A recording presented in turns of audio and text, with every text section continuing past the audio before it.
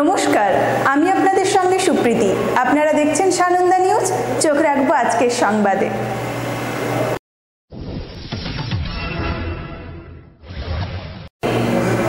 দুর্ঘটনার কবলে পড়ল একটি পর্যটকবাহী বাস। ঘটনাটি ঘটেছে সোমবার পূর্ব মেদিনীপুর জেলার কোলাঘাট থানার ৬ নম্বর জাতীয় সড়কে। দুর্ঘটনায় আহত হয়েছে ৪০ জন পর্যটক। কোলাঘাট থানার পুলিশ আহতদের উদ্ধার করে মেচেদার একটি বেসরকারি নার্সিংহোমে ভর্তি করে। দুর্ঘটনার কবলে পড়ে আহত হল ৪০ জন পর্যটক। পূর্ব মেদিনীপুর জেলার কোলাঘাট থানার ৬ নম্বর জাতীয় সড়কের মাধবপুর বড়দাবার পুরী থেকে বাড়ি ফিরছিলেন হাওড়া জেলার মালি পাঁচঘড়া থানার ঘুষুরির এলাকার প্রায় ৭০ জন পর্যটক। ২০ তারিখ পুরী নন্দনকানন সহ একাধিক জায়গা দর্শন করে সোমবার সকালে বাড়ি ফেরার পথে ভোর নাগাদ পর্যটক বোঝাই বাসটি নিয়ন্ত্রণ হারিয়ে সামনের লরির পেছনে ধাক্কা মারে। রাস্তায় টহলরত কোলাঘাট থানার পুলিশ দেখতে পেয়ে আহত পর্যটকদের উদ্ধার করে মেছেদার একটি বেসরকারি নার্সিংহোমে ভর্তি করে। আহতদের মধ্যে দুজনের অবস্থা আশঙ্কাজনক হয় তাদের তমলুক জেলা হাসপাতালে ভর্তি করা হয়েছে। পুলিশ গাড়িটিকে আটক করেছে।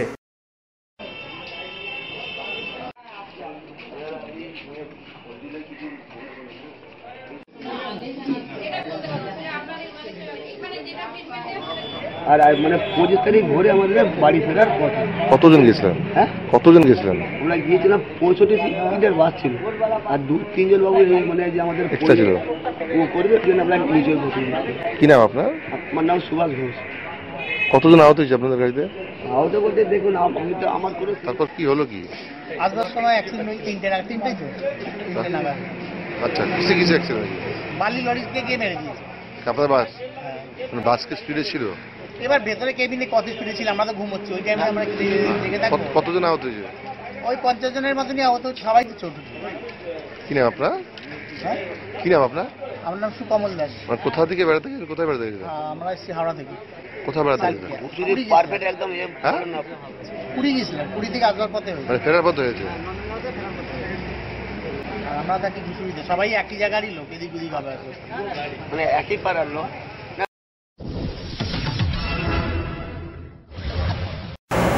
টিউশন শেষ করে বাড়ি ফেরার পথে দুর্ঘটনায় মৃত্যু হলো শিক্ষকের। সোমবার ঘটনাটি ঘটেছে দীঘা নন্দকুমার জাতীয় সড়কের মারিস্তা তেলিপুকুর বাসস্ট্যান্ডের কাছে। জানা যায়, পিকআপ ভ্যানটি বাইকের পেছনে ধাক্কা মারায় এই ঘটনা ঘটে। টিউশন শেষ করে বাড়ি ফেরার পথে বাইক দুর্ঘটনায় মৃত্যু হলো শিক্ষকের। ঘটনাটি ঘটেছে সোমবার দীঘা নন্দকুমার জাতীয় সড়কের মারিস্তা তেলিপুকুর বাসস্ট্যান্ডের কাছে। মৃত শিক্ষকের নাম প্রবীর সাউ, বয়স ২৭। তার বাড়ি মারিস্তা থানার বরণী গ্রামে। প্রত্যক্ষদর্শীদের দাবি, প্রতিদিনের মতো সোমবার ১১টা নাগাদ বাইক করে কাঁথিতে টিউশন পড়ানোর শেষে বাড়ি ফিরছিল প্রবীর। মারিস্তা তেলিপুকুরের কাছে এলে পিকআপ ভ্যানটি বাইকের পেছনে ধাক্কা মারে। স্থানীয়রা উদ্ধার করে কাঁথি হাসপাতালে নিয়ে এলে মৃত বলে ঘোষণা করেন চিকিৎসক। এরপর দীঘা নন্দকুমার রাস্তায় ব্যাপক যানজটের সৃষ্টি হয়। পুলিশ এসে বাইক ও পিকআপ ভ্যানটি উদ্ধারের পর যান চলাচল স্বাভাবিক হয়।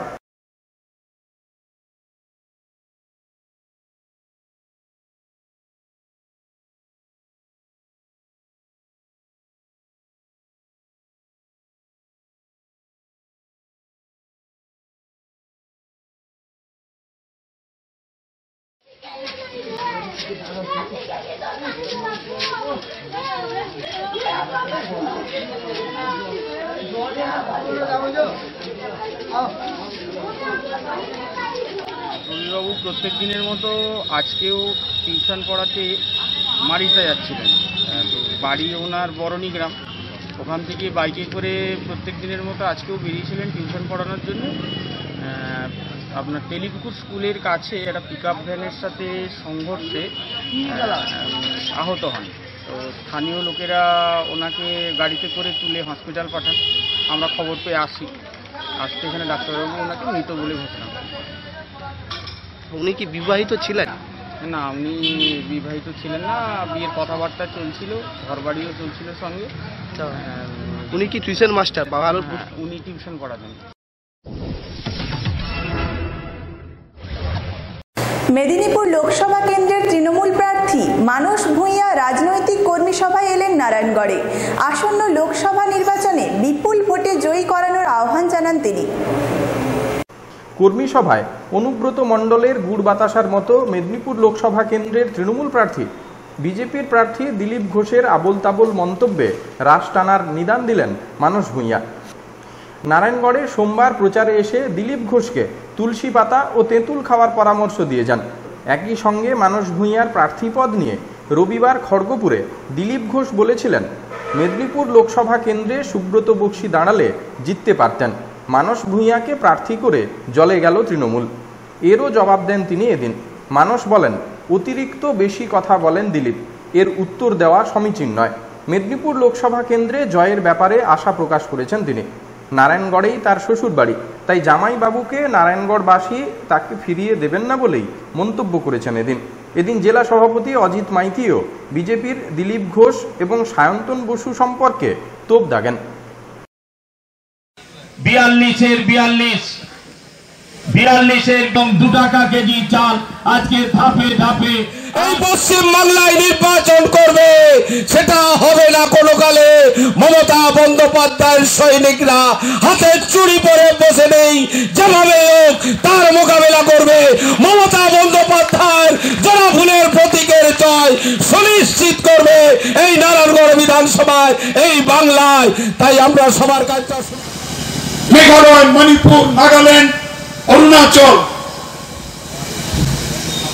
থেকে মহারাষ্ট্র, উত্তরাঞ্চল, উত্তরাখণ্ড থেকে তেলেঙ্গানা, আন্ধ্রা, আসাম থেকে উড়িষ্যা, ঝাড়খণ্ড, বিহার, উত্তরপ্রদেশ, বিশ্বাস করুন এই মাথায় রাখতে বলছি, আল্লাহর নামে বলছি, ঈশ্বরের নামে বলছি, আমার মৃত বাবা মার নামে বলছি, আমি আপনাদের ভাই বলছি, ভুলে যান আমি প্রার্থী, ভুলে যান আমি কোন বক্তব্যে বক্তা হিসেবে এই কথা বলছি। বিশ্বাস করুন আমাকে, আমি মমতা ব্যানার্জির মতো মুখ্যমন্ত্রী ভারতবর্ষে আর কোথাও দেখি। রেলের বস্তিতে 40,000 মানুষ থাকে, ড্রেন হয়েছে না, পানীয় জল হয়েছে না, বিদ্যুৎ গেছে না। কি বলেছেন? তিনি যদি এমপি হয়ে জিতে যেতে পারেন, কেন্দ্রীয় সরকারকে দিয়ে করাবেন। ভাই আমার, যেটাও হবে না, আর কেন্দ্রীয় সরকার বদলে গিয়ে নেতৃত্বে যাবেন মমতা বন্দ্যোপাধ্যায়।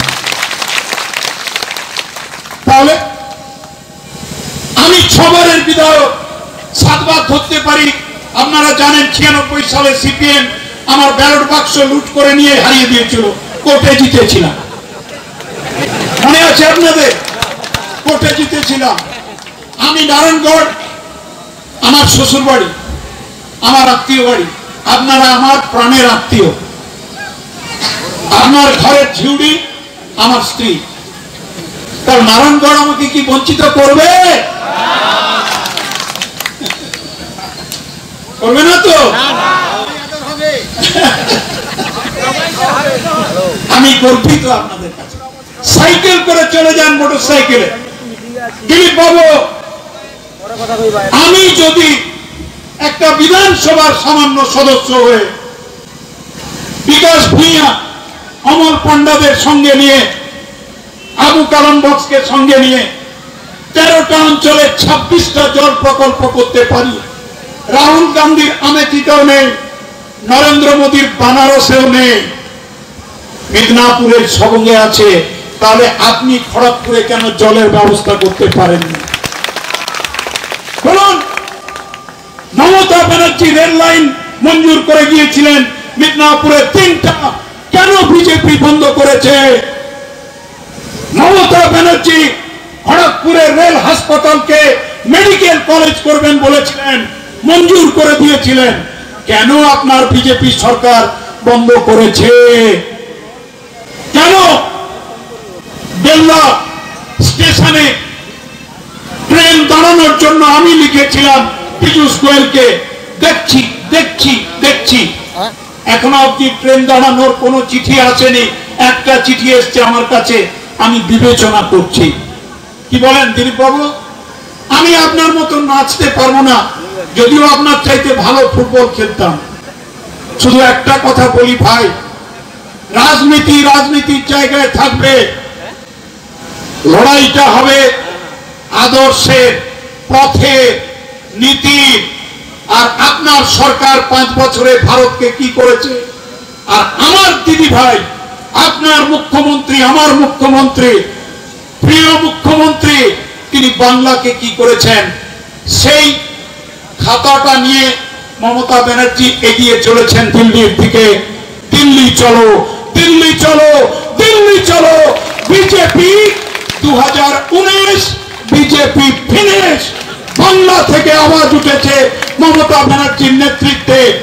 আমি নারায়ণগড়ের মানুষের কাছে হাত জোড়ে করে বলবো, যদি ভাই হিসাবে বিশ্বাস করেন, বন্ধু হিসাবে বিশ্বাস করেন, আমি কর্মী হয়ে অজিত বাবু, দীনেন বাবু, প্রদ্যুৎ বাবু, সোমেন বাবুদের নেতৃত্বে কাজ করব, আর নারায়ণগড়ের সেবক হিসাবে কাজ করব।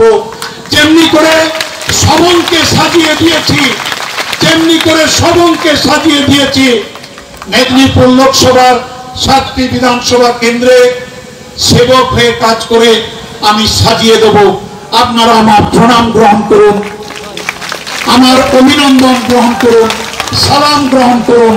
নমস্কার, জয় হিন্দ, বন্দে মাতরম, বন্দে মাতরম, বন্দে মাতরম, তৃণমূল কংগ্রেস।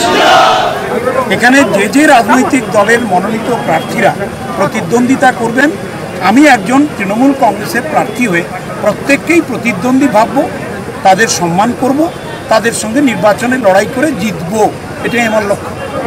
কেন্দ্র বাহিনী নিয়ে কি বলবেন? দিলীপ ঘোষ যেভাবে দেখুন, আমি 33টা নির্বাচন করেছি আমার রাজনৈতিক জীবনে। অনেক কেন্দ্র বাহিনী দেখেছি, অনেক কেন্দ্র বাহিনী এসছেন গেছেন, এ তো কয়েকটা দিনের ব্যাপার। কেন্দ্রীয় বাহিনী দিয়ে কোনো হুমকি করে পশ্চিমবঙ্গের মতো সংবেদনশীল রাজ্যের সচেতন ভোটারদের মানসিকতা বদল করা যায় না। তারা ইতিমধ্যেই সিদ্ধান্ত নিয়ে বসে আছে, ভারতকে রক্ষা করতে হবে, সংবিধানকে রক্ষা করতে হবে, সাম্প্রদায়িক সম্প্রীতিকে রক্ষা করতে হবে। তার জন্য যে আওয়াজ তুলেছেন জননেত্রী মমতা বন্দ্যোপাধ্যায়, তার পাশে দাঁড়াতে হবে। পদ্ম ফুলের চাষিদের এখানে কেন্দ্র বাহিনী যদি আপনাদের কেউ যদি আক্রমণ করে, আপনারা ঠিক করবেন? যদি কোনো উত্তর হয় না। মানববাবু, এই যে এখানে গতকালকে দিলীপবাবু বলেছেন যে সুব্রত বক্সী দাঁড়াতে চাইলে দাঁড়াতে পারতেন, কিন্তু আপনাকে দাঁড় করিয়ে জলে ফেলে দিয়েছেন। দেখুন, কেউ যদি বকবক করে কিছু অবান্তর কথা বলতে চান বলতে পারেন, এইসব প্রশ্নের কি কোনো উত্তর দেওয়ার প্রয়োজনীয়তা আছে? সুব্রত বক্সী আমাদের সম্মানীয় নেতা, তার সম্বন্ধে প্রগলভের মতো আবুল তাবুল বকেছেন, এগুলোর উত্তর আমরা দেওয়ার প্রয়োজন আছে বলে মনে করি না। সম্মিলিত মতদান করে আমাদের মাননীয় মুখ্যমন্ত্রীকে নিয়ে যাবেন দিল্লিতে, তার জন্য মাননীয় দিলীপ ঘোষকে অপেক্ষা করতে বলছি, আর ডেলি 4টি করে তুলসী পাতা খেতে বলছি। তুলসী পাতা, তুলসী পাতা, তুলসী পাতা আর তেঁতুলের রস। দিলীপবাবু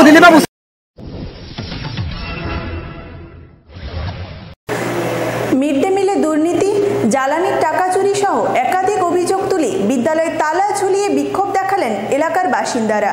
ঘটনা বিনপুর থানার লালডাঙ্গা নিস্তারিণী বিদ্যামন্দিরের। পরে পুলিশ এসে পরিস্থিতি সামাল দেয়। মিড ডে মিলে দুর্নীতি, শিক্ষকরা নিয়মিত সঠিক সময়ে বিদ্যালয়ে আসেন না, বিদ্যালয়ের গাছ কেটে মিড ডে মিলে রান্না করে জ্বালানির টাকা চুরি সহ বিভিন্ন অভিযোগ তুলে লালডাঙ্গা নিস্তারিণী বিদ্যামন্দিরে তালা ঝুলিয়েও বিক্ষোভ দেখালো এলাকাবাসী। বিদ্যালয়ে সঠিক সময়ে শুরু হলেও এদিন কয়েকশো গ্রামবাসী বিদ্যালয়ের মূল গেটে তালা ঝুলিয়েও বিক্ষোভ দেখাতে থাকেন। বিদ্যালয়ে মিড ডে মিলে রান্না হয়নি, ফলে সমস্যায় পড়েন 400 পড়ুয়া। বিদ্যালয়ে উপস্থিত ছিলেন না দায়িত্বপ্রাপ্ত প্রধান শিক্ষক অমরেন্দ্রনাথ মাহাতো। পরিস্থিতি সামাল দিতে বিনপুর থানার আইসির নেতৃত্বে বিশাল পুলিশ বাহিনী ঘটনাস্থলে পৌঁছায়। বেলা বাড়ার সাথে সাথে বিক্ষোভ বাড়তে থাকে।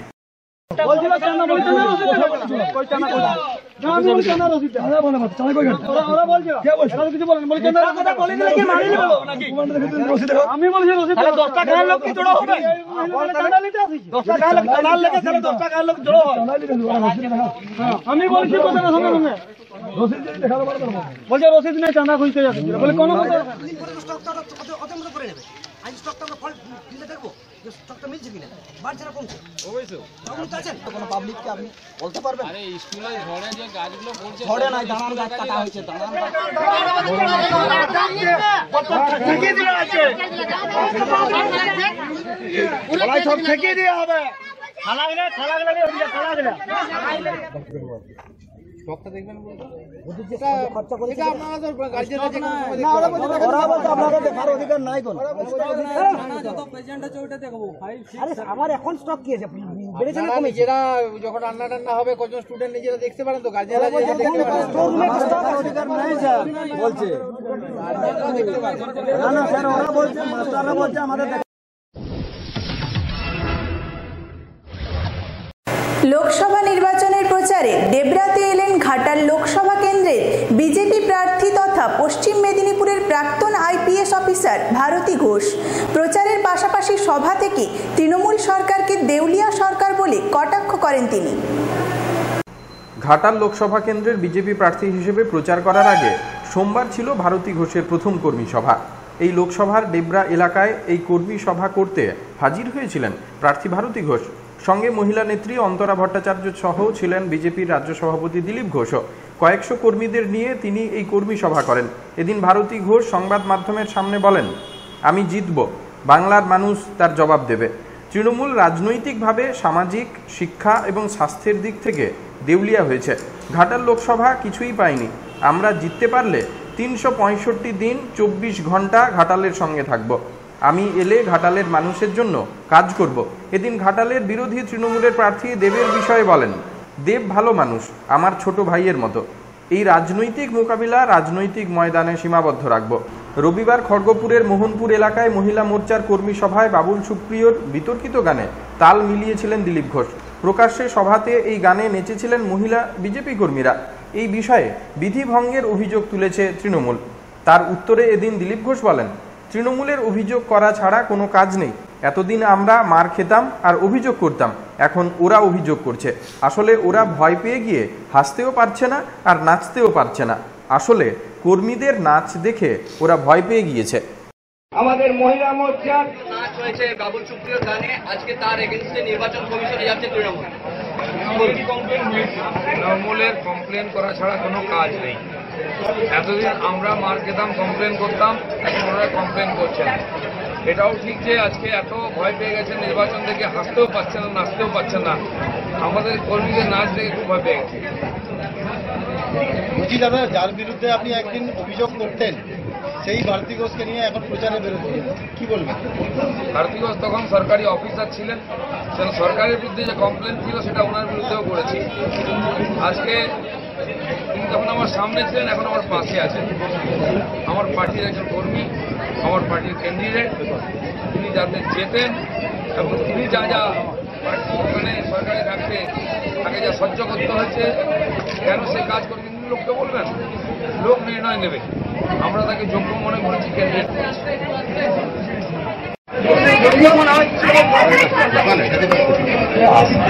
রাজনীতির ময়দানে প্রথমবার, মানুষের ময়দানে তো অনেকবারের পর একবার, সুতরাং এটা তো নতুন কিছু নয়। আমি জিতব, বাংলার মানুষ জবাব দেবে। তৃণমূল রাজনৈতিকভাবে দেউলিয়া, সামাজিকভাবে দেউলিয়া, শিক্ষার দিক থেকে দেউলিয়া, স্বাস্থ্যের দিক থেকে দেউলিয়া। ঘাটাল পার্লামেন্টারি কনস্টিটিউয়েন্সি কিছুই পাইনি। যদি আমরা জিততে পারি, এসে ঘাটালের জন্য সর্বক্ষণ আছি 365 দিন 24 ঘন্টা। মানুষের কাছে ভোট চাইব, মানুষ ভালোবেসে ভোট দেবেন। আমি যদি আসতে পারি, ঘাটালের জন্য আমি সম্মত থাকবো, ঘাটালের মানুষের জন্য কাজ করব। এবং যে দেউলিয়াপনটা দেখতে পাচ্ছি, যে সামান্য একটা সুপার স্পেশালিটি হাসপাতালে গেলেও রেফার করে দেয়, শিক্ষার জন্য এসএসসিতে বসে অনশন করে, সংস্কৃতির জায়গায় গালাগালি দিয়ে রাজনীতি করে, সমস্ত দিক থেকে দেউলিয়া হয়ে গেছে তৃণমূল সরকার। ম্যাডাম, তৃণমূল অজিত মাইতিকে নির্বাচন কমিশন শুনলামতে নোটিশ দিয়েছে।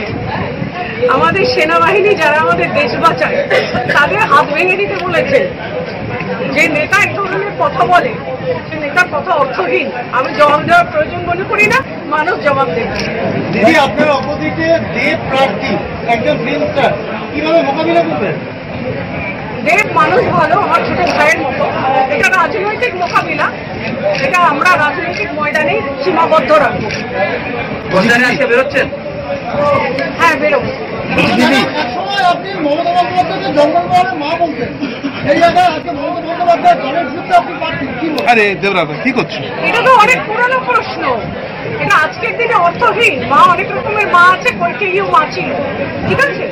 দিদি, এই ঘাটাল লোকসভা কেন্দ্রের মধ্যে পিংলা এবং সবং পড়ছে। পিংলায় বিস্ফোরণ হয়েছিল, সবংয়ের কলেজ ছাত্র খুন হয়েছিল। তাতে আপনার বিরুদ্ধে নানা রকম অভিযোগ তুলেছিল বিরোধীরা। সেই সময় কি করবেন, কিভাবে মোকাবিলা করবেন? আবারও তো সেই প্রশ্নগুলো এরাইজ করবে। যখন প্রশ্ন উঠবে আমি উত্তর দেবো। একজন এসপি টেনিয়রে অনেক কিছু ঘটনা ঘটে, অনেক বিস্ফোরণ এখনো ঘটছে। সমস্ত বেঙ্গলে বিভিন্ন জায়গায়, বীরভূমে হচ্ছে, ভাঙড়ে হচ্ছে, বিস্ফোরণ হতেই পারে। বলে একজন এসপি হিসেবে যেভাবে মোকাবিলা করার দরকার সেইভাবে মোকাবিলা করেছি। এই প্রশ্ন যদি ওকে জবাব দেবো, ওটা নিয়ে আমার চিন্তা নেই।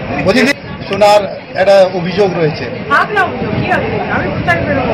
ওই অভিযোগ তৃণমূল সরকার করেছে, করুন না। ও করে, সবার বিরুদ্ধেই করে। যারাই ওদের বিরুদ্ধে কথা বলে তাদের বিরুদ্ধে বিভিন্ন ধরনের অভিযোগ আছে। এবং নর্মাল, এটা নিয়ে মাথা ব্যথা করার কোনো কারণ দিদি, আইপিএস থাকাকালীন ফ্যাক্টর হবে যেখানে দেবের বাড়ি? না না না, কোনো ফ্যাক্টর। দিদি, আইপিএস থাকাকালীন আপনি অনেক পলিটিক্সের বই পড়েছেন, আন্তর্জাতিক সম্পর্কের ইতিহাস, আন্তর্জাতিক রাজনীতি, আপনি বই পড়তেন পলিটিক্সের। আপনি কি আগে থেকেই মানে ঠিক করেছিলেন যে পরে ভবিষ্যতে রাজনীতিতে আসবেন? না না, আমি সেরকম কিছু ঠিক করিনি।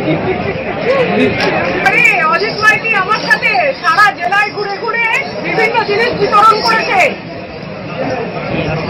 দেব সঙ্গে ছিল, অজিত মাইতির সঙ্গে ছিল। আজকে দেব বলছে উনি ঘাটালের উন্নয়নের জন্য কাজ করেছে, অজিত মাইতি বলছে কিছু করেননি। ঠিক আছে, তৃণমূল সরকার যখন যেরকম দরকার মনে করে সেরকম কথা বলে। সুযোগ সন্ধানী একটা সরকার, দেউলিয়া একটা সরকার। এইটা বাংলার মানুষ জবাব দেবে, শুধু ঘাটালে না, সারা পশ্চিমবঙ্গের বিভিন্ন রণক্ষেত্র। এগুলো রাজনৈতিক রণক্ষেত্র, যেখানে মানুষ জবাব দেবে।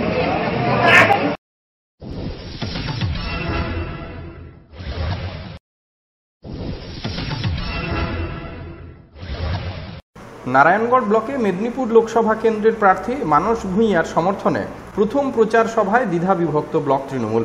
লোকসভা নির্বাচনেও কি সেই দ্বন্দ্ব মিটবে, এই নিয়ে চিন্তিত তৃণমূলের একাংশ।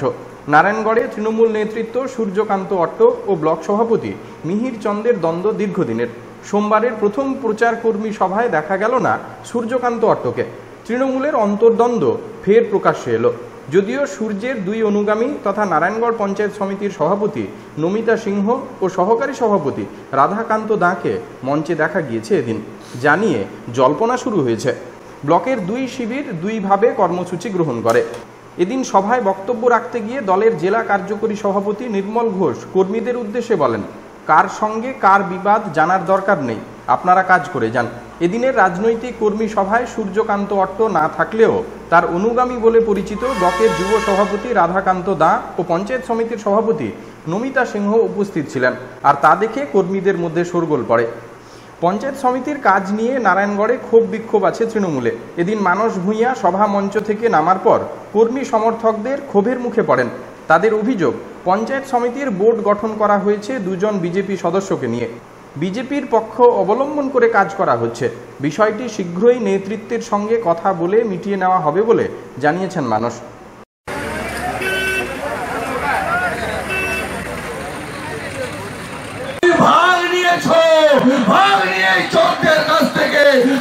ভারতবর্ষ থেকে পালিয়ে যাওয়ার ব্যবস্থা করে দিয়েছ। আজকে সেই ভারতবর্ষের প্রধানমন্ত্রী মেদিনীপুরে এসে মিটিং করে বলছে মমতা বন্দ্যোপাধ্যায় যতদিন বাংলায় থাকবে ততদিন বাংলার কোনো উন্নয়ন হবে না। অপদার্থ ভারতবর্ষের প্রধানমন্ত্রী, মিথ্যাবাদী ভারতবর্ষের প্রধানমন্ত্রী। ভারতবর্ষের 30টা রাজ্য আছে, 14 থেকে 15টা রাজ্যে বিজেপি মুখ্যমন্ত্রী আছে। ভারতবর্ষে বিজেপির মুখ্যমন্ত্রী। বলুন বিজেপি, বলুন ভারতবর্ষের প্রধানমন্ত্রী, মমতা বন্দ্যোপাধ্যায় থাকলে উন্নয়ন হবে না। এত বড় পৃথিবী, সেই পৃথিবী রাষ্ট্রপুঞ্জে মমতা বন্দ্যোপাধ্যায়ের একটা প্রকল্প, কন্যাশ্রী প্রকল্প জমা পড়লো। সারা পৃথিবীর সমস্ত সমস্ত মানুষ বিচার করে বলল পশ্চিমবাংলার মমতা বন্দ্যোপাধ্যায়ের কন্যাশ্রী প্রকল্প সারা পৃথিবীকে হারিয়ে 1 নম্বর স্থান অধিকার করেছে। আমাদের কিছু নেই, এই উন্নয়নের কথা বলবে কে? দুজন প্রার্থী পাশাপাশি তুলনা করুন।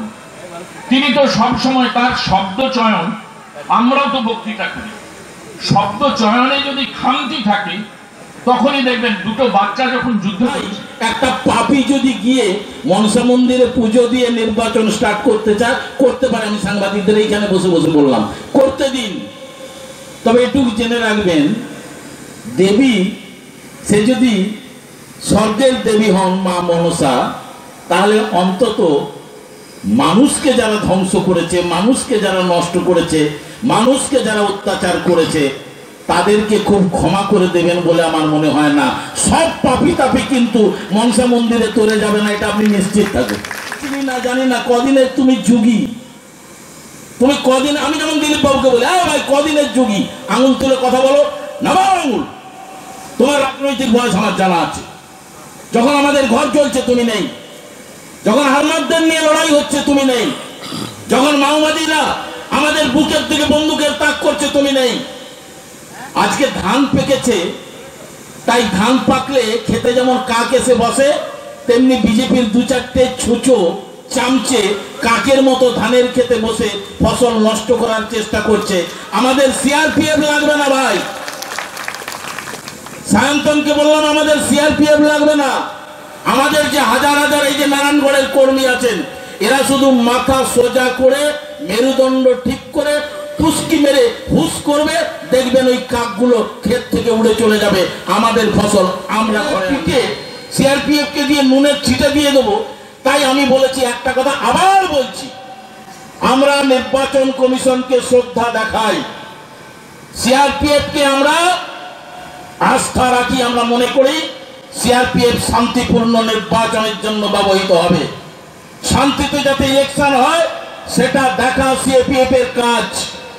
কিন্তু সায়ন্তন বোস, দিলীপ ঘোষের কথায় যদি কোনো পুলিশ কর্মী বা অন্য কেউ, কোনো প্রশাসন যদি আমাদের লোকেদের, আমাদের ভোট বেশি বলে, উন্নয়নে বেশি বলে, আমাদের প্রতি মানুষের ভালোবাসা বেশি বলে, যদি আমাদের কোনো কর্মীকে অন্যায়ভাবে অবৈধভাবে জোর করে ঘর থেকে টেনে এনে রাস্তায় ফেলে পেটাতে চায়, তাহলে জেনে রাখবেন পিঁপড়ের গায়ে পা দিলে পিঁপড়েও কামড়ে দিয়ে প্রতি আক্রমণ করে, আত্মরক্ষার অধিকার আছে। আমাদের কর্মীকে কেউ অন্যায়ভাবে পেটাতে গেলে, ধ্বংস করতে গেলে, মার দিতে গেলে আমাদের কর্মীরাও কিন্তু ছেড়ে কথা বলবে না, আত্মরক্ষা করবে করবে করবে, এতে যা হয় হোক। প্রতিবেশী যুবকের প্রেমের ফাঁদে পা দিয়ে পাচার হয়ে গিয়েছিল উত্তরপ্রদেশে। চলেছে অমানসিক শারীরিক এবং মানসিক অত্যাচার। 15 দিনের অন্ধকার জগৎ পেরিয়ে অবশেষে মুক্তির আলো দেখল এক নাবালিকা। ঝাড়গ্রাম জেলার মানিকপাড়ার বাসিন্দা ওই 16 বছরের কিশোরীর অভিজ্ঞতা বড়ই তিক্ত। নাবালিকার পরিবার জানিয়েছে, 9ম শ্রেণীর ওই নাবালিকা মেয়েটির পাশের গ্রামের মৃত্যুঞ্জয় সিট নামে একটি ছেলের সঙ্গে প্রেমের সম্পর্ক গড়ে উঠেছিল। এরপরই মেয়েটি ওই মৃত্যুঞ্জয়ের সঙ্গে পালিয়ে যায় বাড়ি ছেড়ে, কিন্তু সে স্বপ্নেও ভাবেনি যে তাকে এত বড় বিপদের মুখে পড়তে হবে। মৃত্যুঞ্জয় তাকে উত্তরপ্রদেশের এক দেহ ব্যবসায়ীকে বিক্রি করে দিয়েছিল বলে অভিযোগ। দীর্ঘ 15 দিন ওই নাবালিকার ওপর মানসিক এবং শারীরিক নির্যাতন করা হয় বলেও অভিযোগ। অবশেষে পুলিশের মাধ্যমে মৃত্যুঞ্জয়ের পরিবারে চাপ সৃষ্টি করলে মেয়েকে নিয়ে বাড়ি ফিরে আসে মৃত্যুঞ্জয়। তবে গ্রামে ফিরলেই গ্রামবাসীরা ঘিরে ধরে মৃত্যুঞ্জয়কে। পরে পুলিশ মৃত্যুঞ্জয়কে গ্রেপ্তার করে এবং নাবালিকা ওই মেয়েকে তার পরিবারের হাতে তুলে দেওয়া হয়। অন্যদিকে অভিযুক্ত মৃত্যুঞ্জয়কে এদিন আদালতে তোলা হলে 2 দিনের পুলিশি হেফাজতের নির্দেশ দিয়েছে আদালত।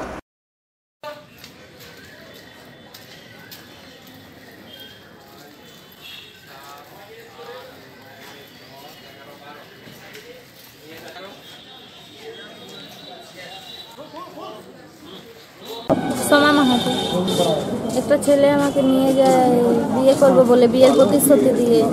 আমি ওখানে গিয়ে দেখি যে ও আমাকে ছোট ছোট ড্রেস করতে বলে, নাচ করতে বলে। যখন আমি করিনি, ওসব নোংরা কাজ করিনি, তখন আমার উপর অত্যাচার করা হয়।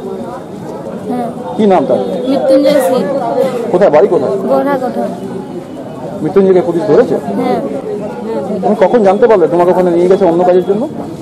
ওখানে যাওয়ার পরে। বাড়ির লোকের সাথে যোগাযোগ কিভাবে করলে? যোগাযোগ করিনি, 1 মাস কোনো ফোন টোন করতে দিইনি। দিয়ে ওর বাড়ির লোককে যখন আমার বাড়ির লোকে সন্দেহ করে, ওর বাড়ির লোককে ধরে রাখে পুলিশে, যায় আসে ওদের বাড়ি, তখন ছেলেটা ফোন করতে বলেছে আমাদের বাড়িতে।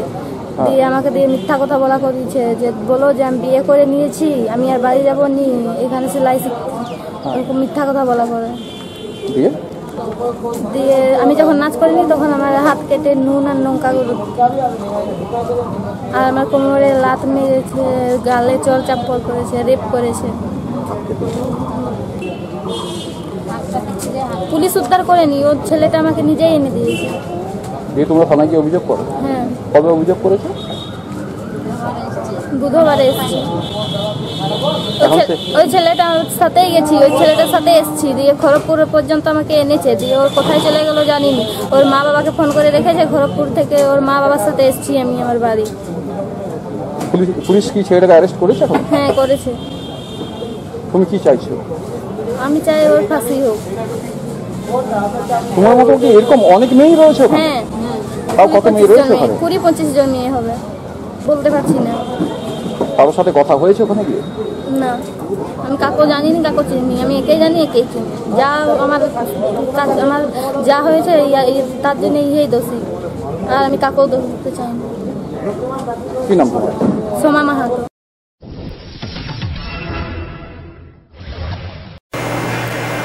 ঝাড়গ্রাম লোকসভা কেন্দ্রের তৃণমূল প্রার্থী বীরবাহা সরেনের সমর্থনে কর্মী সভা ও মিছিল সংগঠিত হল ঝাড়গ্রামের লোধাশুলিতে। এদিনের কর্মী সভায় প্রার্থী সহ উপস্থিত ছিলেন জেলা নেতৃত্ব।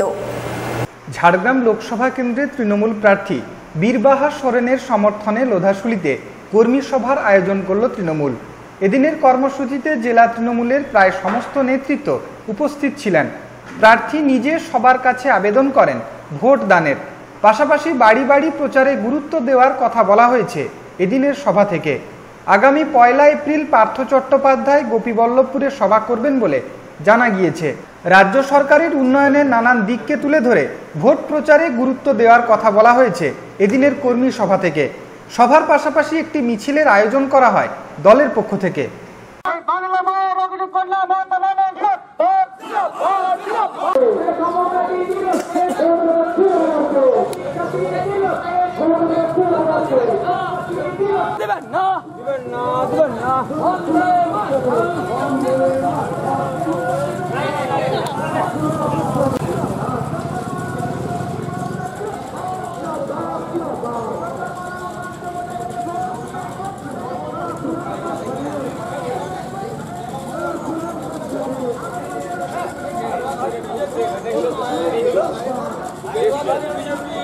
ভারত থেকে 2 ঘন্টা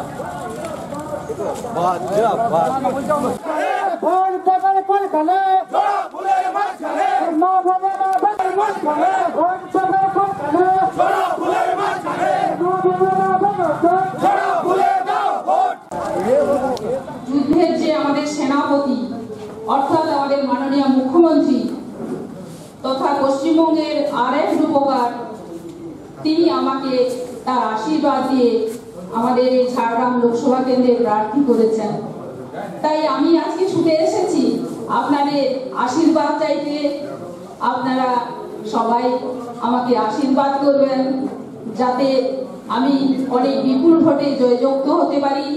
আমাকে আশীর্বাদ করা, আমাকে ভোট দেওয়া মানে মাননীয় মুখ্যমন্ত্রীকে ভোট দেওয়া, মাননীয় মুখ্যমন্ত্রীর হাতে এখানে আমি বীরবাহা সরেন কিছুই না, এখানে সবকিছুই হচ্ছে আমাদের মাননীয় মুখ্যমন্ত্রীর হাতকে শক্ত করতে হবে, উন্নয়নের হাতকে শক্ত করতে হবে, এটাই আমাদের টার্গেট। আর একটা কথা আপনাদেরকে আমি অনুরোধ করব, সবাই কাঁধে কাঁধ মিলিয়ে হাতে হাত ধরে সবাই আমাকে সহযোগিতা করুন। সবাই যেন আমরা এই যে আমাদের দলনেত্রী তথা মাননীয় মুখ্যমন্ত্রী 42 যে ডাক দিয়েছেন, সেই 42-এর মধ্যে আমাদের ঝাড়গ্রাম লোকসভা কেন্দ্র যেন 1 নাম্বার হতে পারে, এটা অনুরোধ করছি। সবাই সহযোগিতা করুন। উন্নয়ন যেখানে আমরা যদি 1 নাম্বারে হতে পারি, আমাদের দিদির উন্নয়ন আমাদের যে এখানে ঝরে ঝরে পরিপূর্ণ হবে, এই আশাই হবে। সবাই আমার ঝাড়গ্রাম লোকসভা যেন তার উন্নয়নে ভরে উঠুক, যেটা নিশ্চয়ই সবাই আশা করব।